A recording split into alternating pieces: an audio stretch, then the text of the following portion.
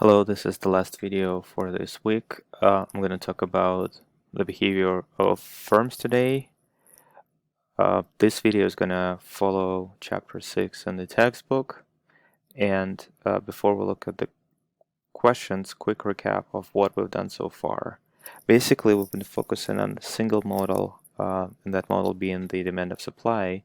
And we've said that in a competitive market with many buyers and sellers, the information about buyers can be summarized by the demand function. The information about sellers can be summarized by the supply function. The intersection of the two will give you a prediction about what the price and the traded quantity in the market would be. And then more recently, earlier this week, I focused on the demand curve. And I said, well, market demand can be thought of as the sum of individual demands, and the individual demands can be derived from individual consumers trying to maximize their utility given the budget constraint. And so my goal for today is to mirror that analysis for the supply, and you can pretty much guess what I'm going to say. Basically, I'm going to say that the market supply is the sum of supplies of individual firms, and then the supply of a firm can be derived from its problem of maximizing profits. So here are the things that I want to talk about today. I want to briefly discuss what a firm is and how we should understand it in the scope of the principles class. Then I'm going to talk about profit maximizing problem and how it results in the firm's supply curve. And finally, I'm going to talk about market supply and producer surplus. So first of all, what is a firm? At the principles level, we shove a ton of things under the rug and we just think about a firm as a production function.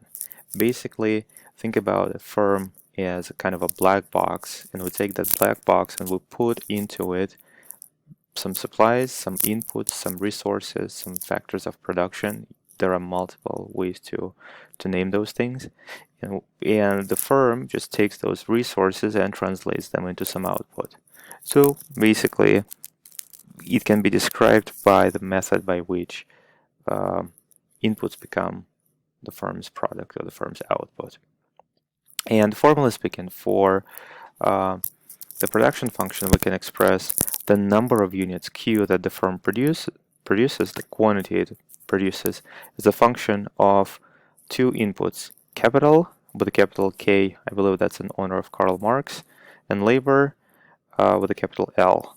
So everything is homogeneous in the sense that we don't discriminate between different kinds of capital, we don't discriminate between different workers we can hire. It's just a very simplified version of reality where we say, well, the amount that the firm produces depends on how much equipment it has and how many labor hours it's able to hire.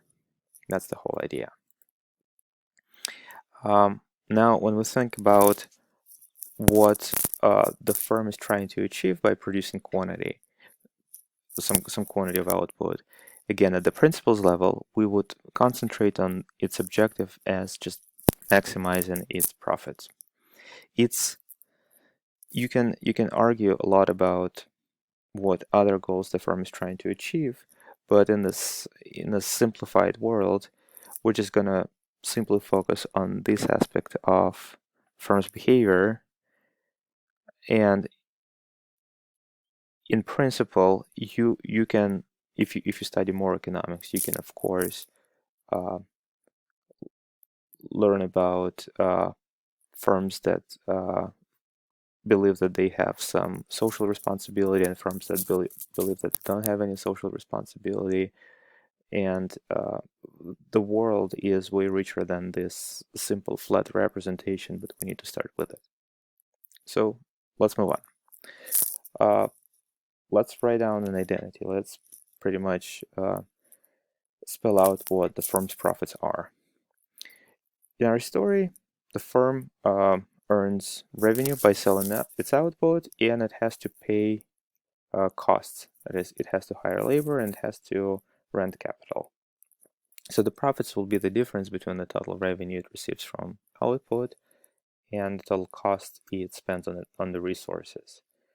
And formally, you can write total revenue as the product of price times quantity, that the price being the price at which it sells its output, the quantity that it produces, and the total costs being the total dollar amount it costs the firm to produce a particular number of units.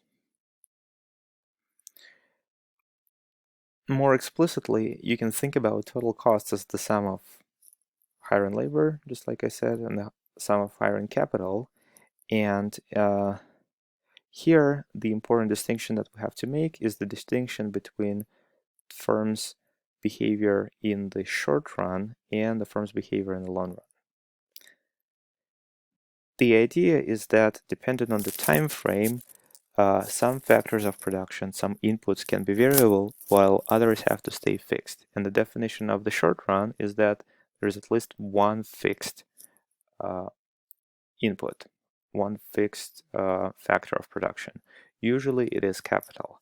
Whereas in the long run, you can vary any factor of production that you'd like. Here's the distinction. In the short run, labor is the only variable factor, capital is fixed, and thus labor will be associated with variable cost and capital is going to be associated with fixed costs. In the long run, both capital and labor are variable and there are no fixed costs at all. All costs will be variable as well. So you can think about it as follows. Suppose you were to run a restaurant and the cost of labor will be the cost of hiring cooks and waiters, while the cost of capital would be the cost of rent and space. And usually you rent the space for half a year or at least a year. So you, by renting a particular building, you lock yourself into a contract that lasts a year. So think about a short run being a year.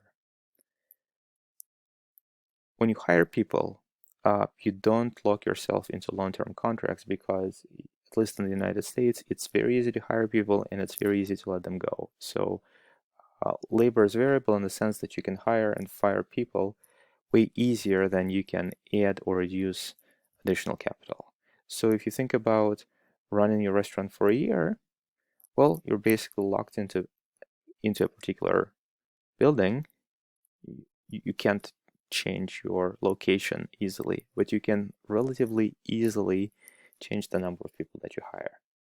In the long run, think about your long-term decisions of whether you want to continue to operate your restaurant, expand your operation by, say, moving to a larger facility or by opening a second restaurant on the other side of town, or just shut down in general. Those would be the long-run decisions.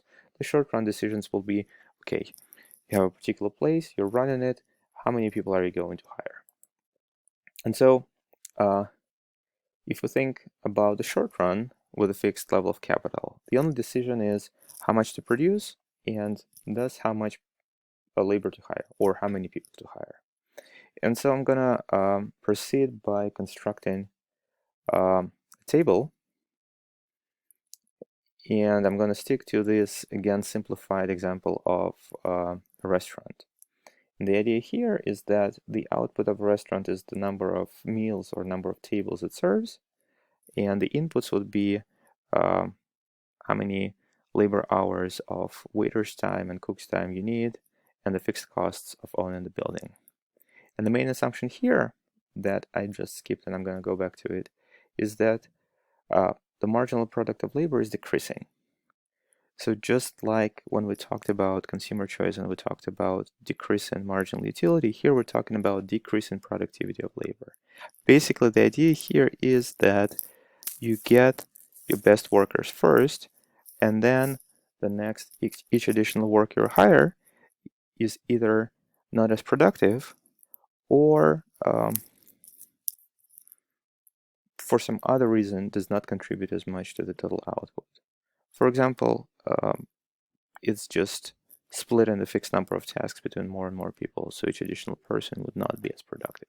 So you can think about many ways of explaining why marginal labor has to be decreasing or at least not increasing. But so here's the idea. Suppose we're going to run a restaurant and we're going to decide on how many tables we would expect to serve in an hour. And let's assume that the fixed costs are 100.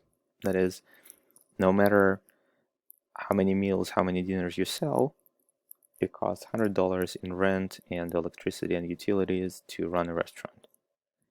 And then we need to match the number of tables served with the required amount of labor that we need to hire to serve those tables. And using the assumption of the diminishing productivity of labor, let's say that, well, if we're not going to serve any tables at all, we're not hiring labor. If we're going to serve one table, we need 2 hours of labor. With 2 tables, it's 5, and with 3 tables, it's 10.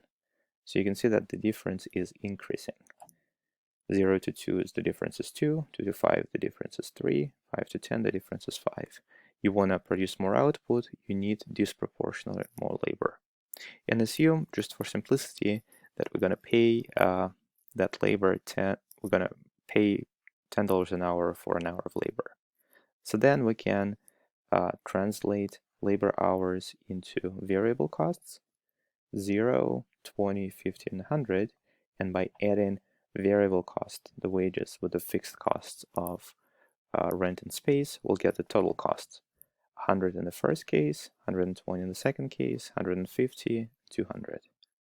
Okay, now that we know total costs, we can put aside all the intermediate calculations and just focus on the first and the last column on the table, that is, match the output of the company, in our story, number of tables served per hour, to the total cost of producing that output. So you can see that we can calculate total costs by adding up the fixed costs of capital and the variable cost of labor that we need to produce a particular quantity. Once we got the total cost, the next thing we can ask is how much it costs to add an additional unit of output.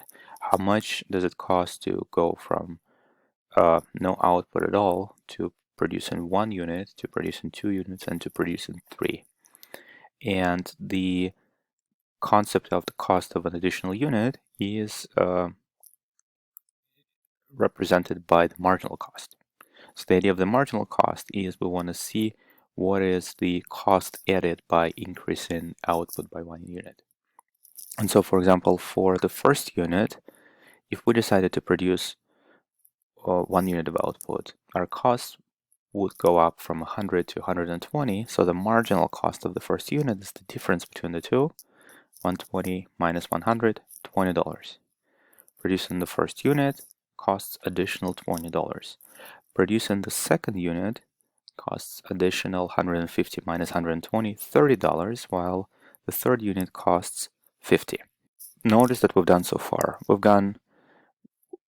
We've made 2 big steps. First of all, given the labor input and the capital input, we calculated the total costs for every level of output, and then by comparing total cost for each 2 neighboring levels of output, we were able to calculate the marginal cost, the incremental cost of increasing output by 1 unit.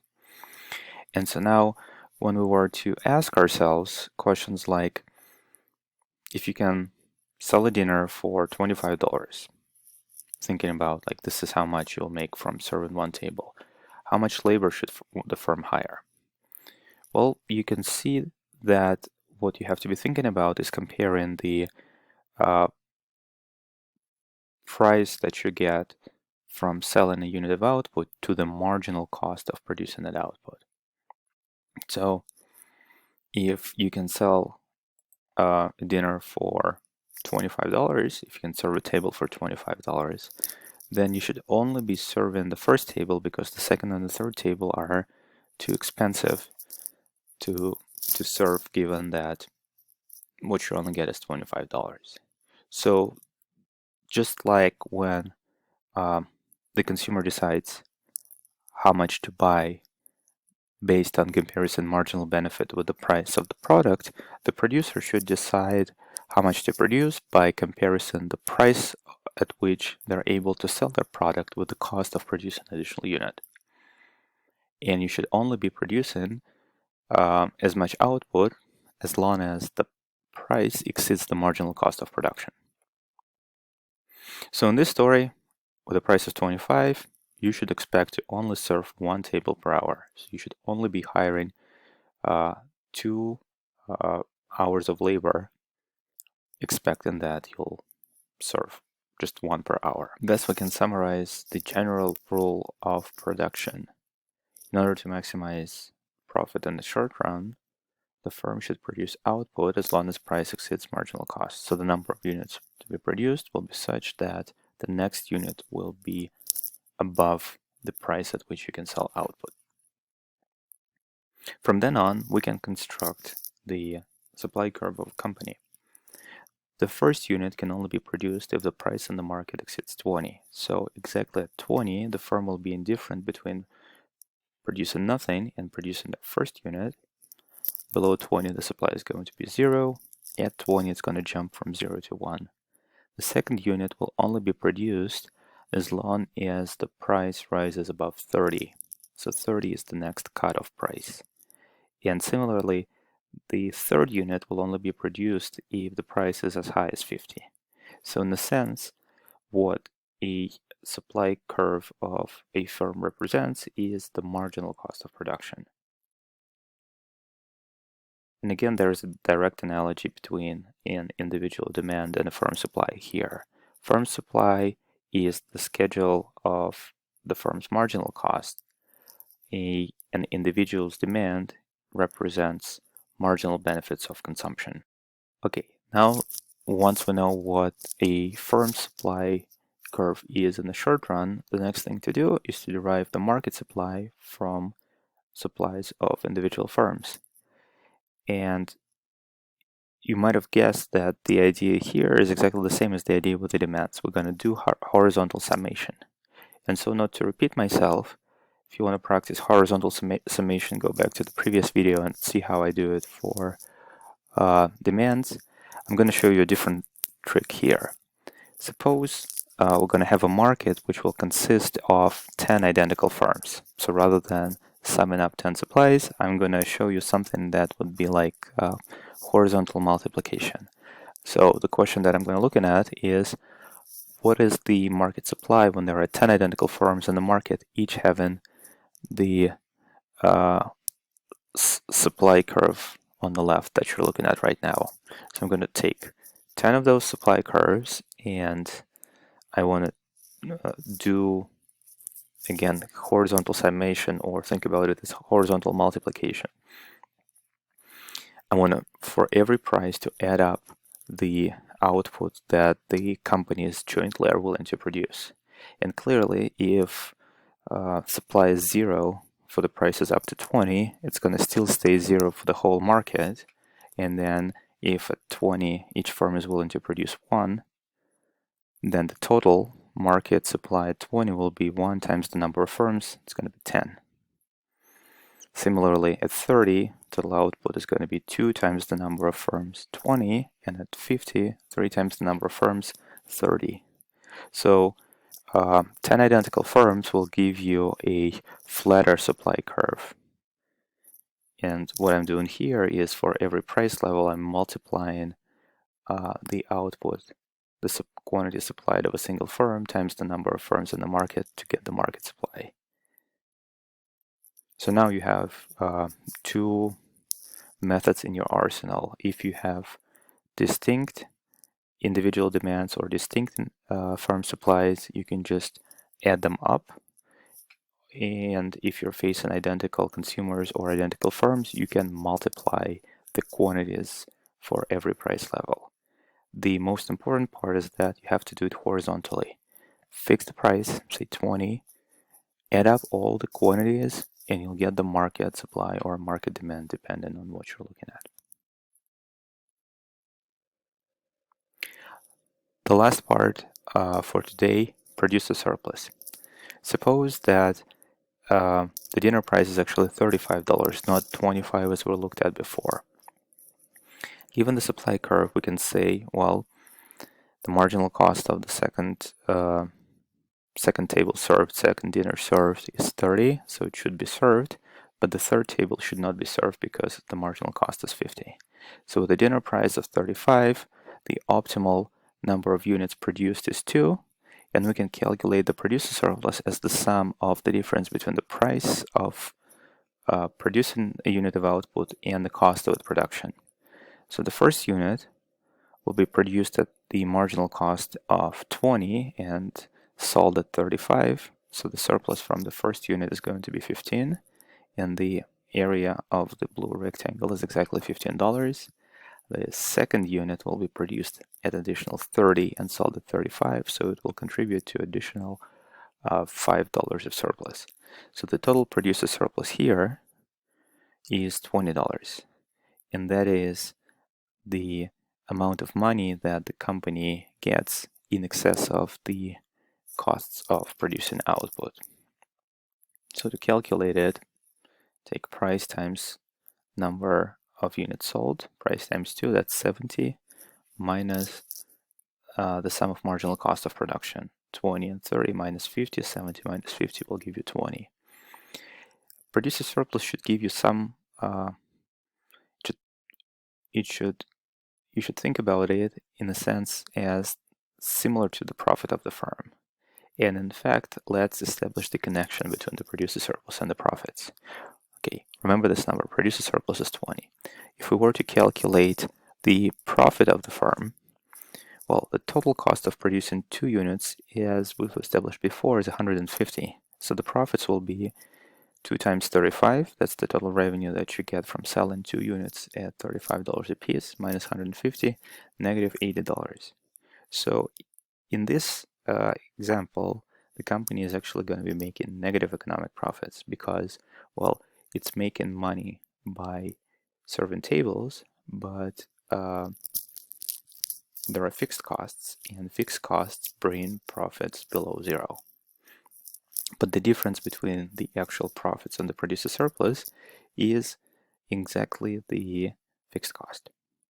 So here is the final identity for today. You can obtain profits by taking the producer surplus and subtracting the fixed cost. Because remember that when we calculate the marginal cost, fixed costs do not play any role at all. They just tell us, well, no matter how much it costs you to run the restaurant, no matter how much it costs you to hire capital, producing the first unit will be an additional expense because you need to hire labor. So marginal costs only relate to labor and not relate to the cost of capital. So when you calculate producer surplus, you calculate how much your total revenues exceed the variable costs. Once you subtract the fixed cost from producer surplus, you'll get profits. That's it for today. Thank you.